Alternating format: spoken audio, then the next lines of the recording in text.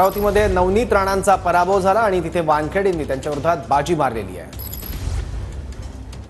सोबत स्वतः बळवंत वानखडे आहेत। भाऊ, काल विजय झालेला आहे, सर्वांचं लक्ष या निवडणुकीकडे लागले होतं, खास करून अमरावती लोकसभा मतदारसंघाकडे। नवनीत राणा विरुद्ध बळवंत वानखडेचा सामना झाला आणि त्यामध्ये तुम्ही विजयी ठरलात। काय पहिली प्रतिक्रिया?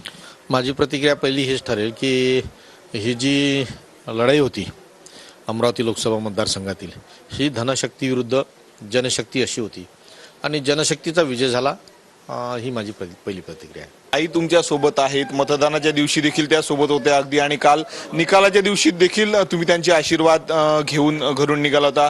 जेव्हा तुमचा विजय झालेला होता, आजींना माहीत पडलं असेल तुमच्या आईंना, तेव्हा काय प्रतिक्रिया होती? आनंदी दिसतात? मुळात ती ग्रामीण भागातली आहे आणि तिला खासदार म्हणून काय हे माहीत नाही। ते फक्त असं पाहते, तिला असं वाटतं की आपला पोरगा मोठा उराला, आणि तिला आमदार म्हणून माहीत नाही, तिला खासदार म्हणून माहीत नाही। एकदम साधी बोडी आहे ती। तुम्ही भाऊक होतायत, आईचं प्रेम मोठं होतं, काम तुम्ही या भागामध्ये आईच्या प्रेमा म्हणजे आशीर्वादानंच मी हे सर्व कामं करत आलो। समाजसेवा ही मुळात तिच्याकडून शिकलो, ती समाजसेवा करत होती। कॅमेरामन विकी चव्हाणसह मी स्वप्नील उमाप, TV9 मराठी,